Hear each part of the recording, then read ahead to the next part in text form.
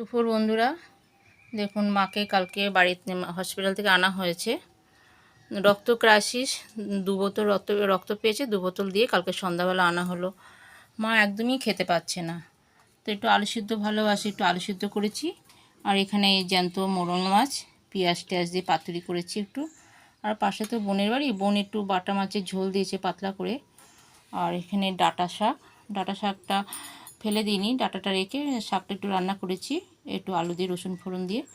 আর এখানে নিম বেগুনটা বাবা খেতে ভালোবাসে, আমিও খেতে ভালোবাসি। মা আবার নিম বেগুন খেতে ভালোবাসে না। মাকে নিয়ে যত চিন্তা। মা দেখুন খেতে পাচ্ছে না। নাও মা খাও, নাও মাখো মাখো।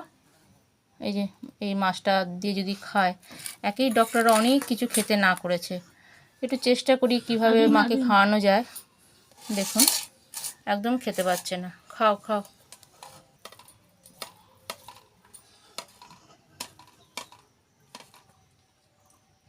খাও।